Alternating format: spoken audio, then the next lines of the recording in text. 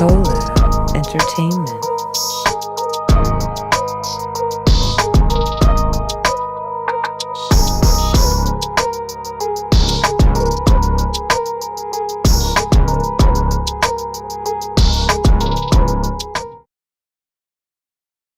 What's good, everybody? It's your girl, Tone Motivates, back with another Set the Tone interview on behalf of Collab ENT, and we are at the Star Bar with the dopest energy I probably ever witnessed so intimately.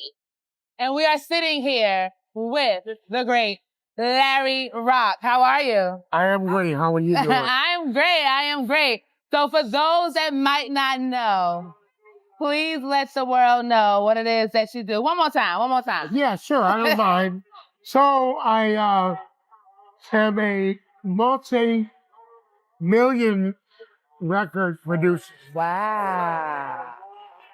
Sort of a big deal. So you were like 12 years old when I started. You think so? You look young to me. Oh, So- thank you. I'm flattered. So I worked with Britney Spears, NSYNC, Backstreet Boys, Justin Timberlake, R. Kelly, 50 Cent, Okay. Tupac. Literally my era growing up. You're on point. I have been really blessed to be in the right place at the right time. Yes. And people don't really necessarily understand production. And production is just more than just making a beat. Right. Sometimes you gotta fix the vocals. Sometimes you have to extend the record. And as a staff producer, I was able to do all those things under the Sony, RCA, Jive record labels as a career. Wow. So I'm truly blessed. Legend. Yeah. Wow. I know you have so many memories. You don't want to know some of those things. But that's all that's what it's about, living life. So Yeah. even though you might work hard, I'm pretty sure that it afforded you to do all of the things that you wanted to do in life. Yeah. You know, because I used to go to Chicago and I'd be with the R. Kelly show. So I'm not joking, but I'm joking. Yeah. But I mean, like Rob was a very, very, very hard worker. So we'd be out all night until he got his inspiration. Yeah. Once he got his inspiration, boom, you're all the way out. Yes. So, am I talking too much? No. So, the idea was, whatever you do in the studio, do not go to sleep. Okay. Because if you fell asleep, they would light a match for you. It's all kind of crazy stuff. And it's good. It was all right. That's awesome. That's so awesome. Yeah. So with everything that you've seen and created, all these great artists, how do you think the 90s have changed? Like, what's the difference between now and the 90s, I would say? I would say lack of creativity now. Everyone has these beats, which I respect. Right. But they don't have the chords and the movement. They don't even make bridges. Yeah. You know, not that I want to have a long record, but the fact that you could possibly change up this record and take it to another level is simply lacking in today's music, in my humble opinion. Yes. That's dope. So I was telling the guys, feel free to make a bridge. And understand that music is only 2 minutes and 4 seconds now. Right. Do something different and don't be monotone. Yeah. Don't be one thing. This is it. This is what they do. But you look back, there was movement and feeling. Just like with Charlie Wilson. Thank God I was able to, and that's R&B straight up. Right. I was able to do records with him, A&R his projects. Same thing with Joe. There's a lot of vocal movements. So nowadays, I hear these new vocalists and they are one-dimensional. Right. I say multi-dimensional. Yeah. You know, just like I am trying to learn this dimension. What's happening with today's hip hop? I want to put that with back in the days R&B. And so people manage to do that from time to time. Chris Brown has done a good job of that. Mm-hmm. I did a couple of remixes for him. I did a remix for Chris Brown with Tupac. It was crazy. It was crazy. That is so dope. I would literally love to be a fly on the wall for a day with you, just to see everything that you, like, it has to be eclectic. The things that you witness and like what you create and the people that you created with. It's weird because, yes, it is a shock to the system when you're working with these artists. But sometimes you do the music and send it to the artist. So I'm not always, or we are not as producers always sitting in the same room. Mm-hmm. So if I'm in New York, Chris had worked in LA. Yeah. That song would just be sit over there. Mm-hmm. I wouldn't necessarily have to go there. And then once they did their part, it would come back to us. So it was always a system. Okay. Depending on what city you were in and who was working on the project. So it's a great thing, you know.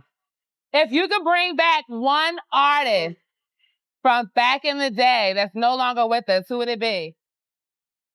Well, that's 1,000% Prince for me. Okay.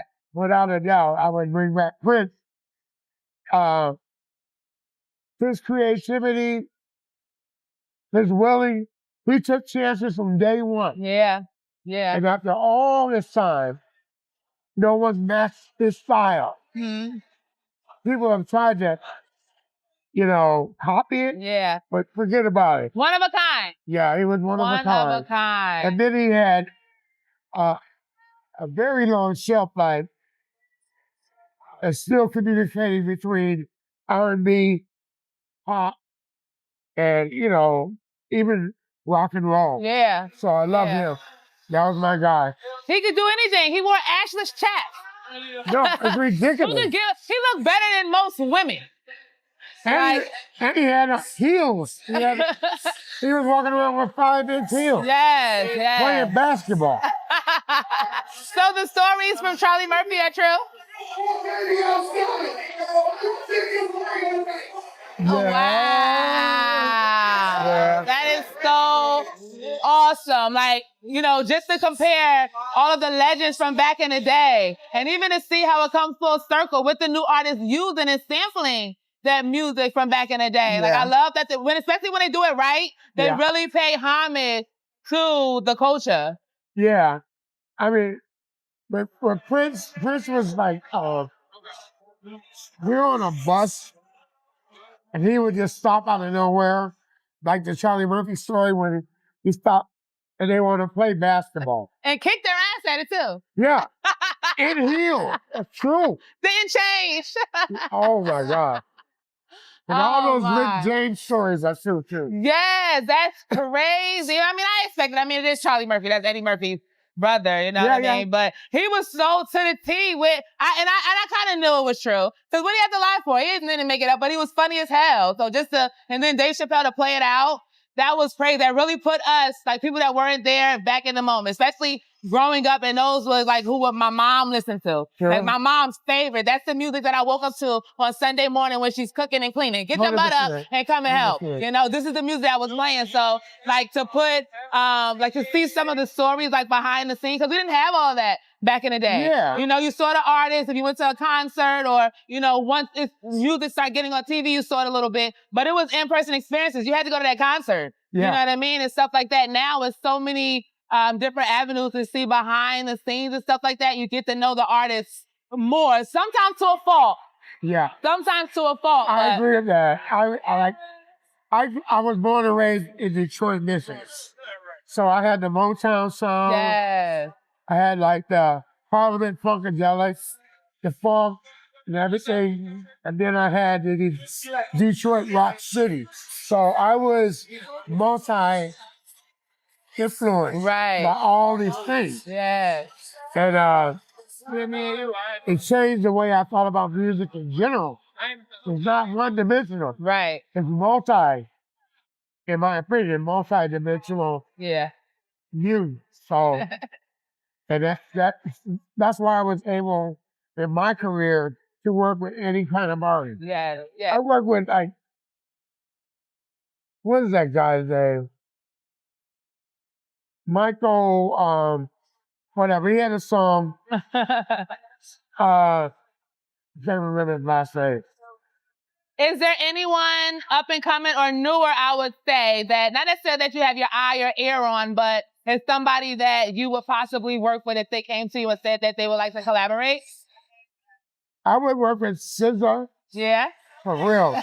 Because I was listening to her lyrics and I listened to her vocal movements. Mm-hmm. And to me, she's so smooth with it. Yeah. And I could see myself transforming a record for her. Mm-hmm. I would do that for sure. Awesome. That's the only person I can think of right now. Yeah.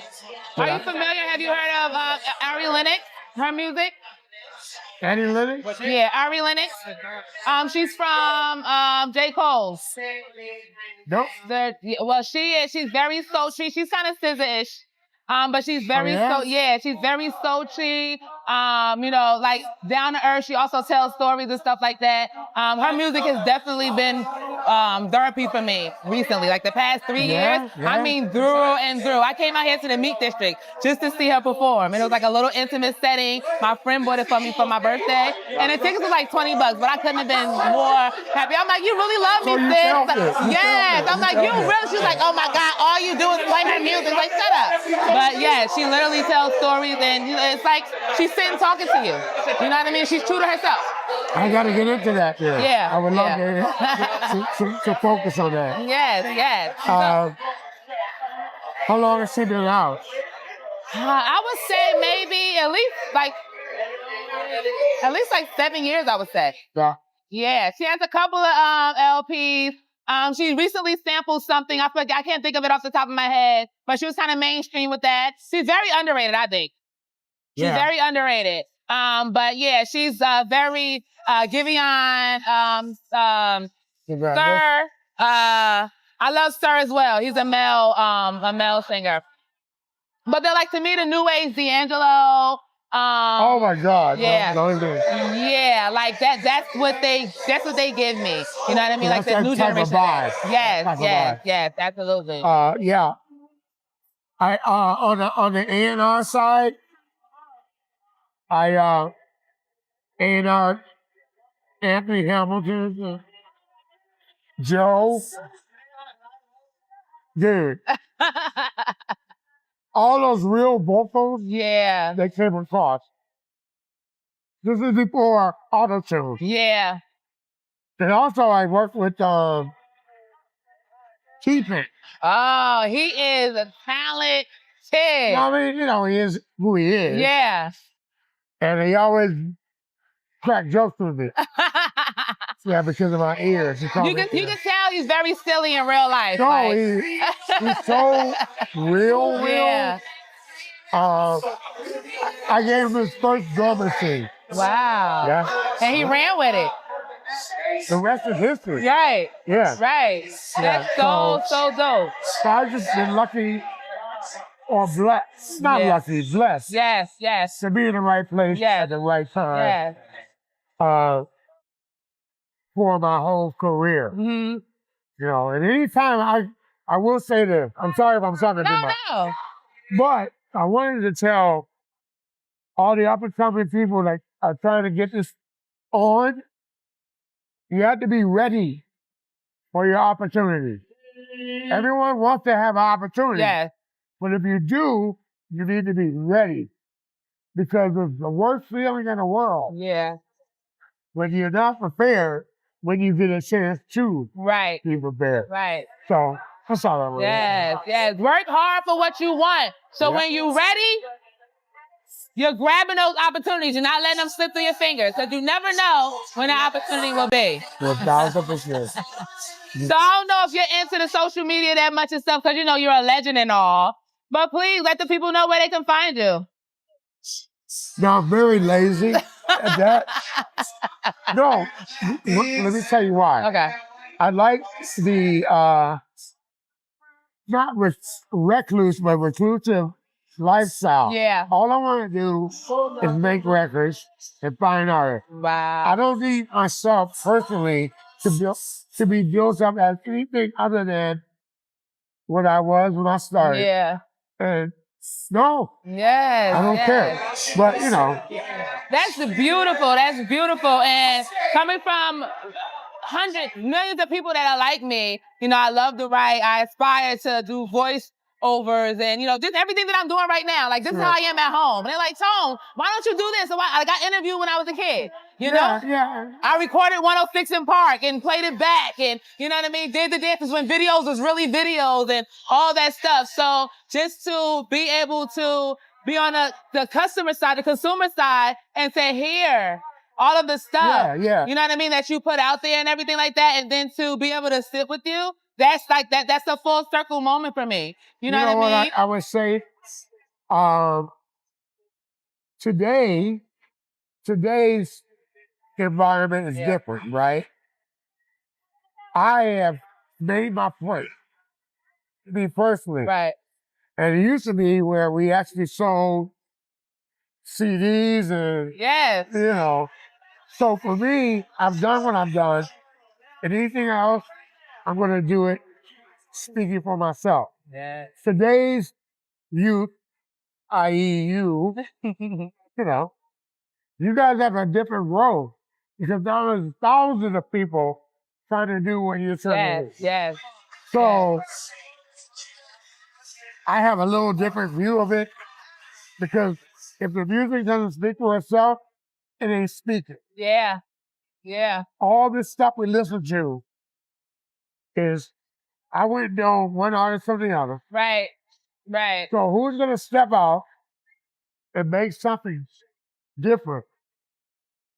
For example, you have to tell me when to stop talking.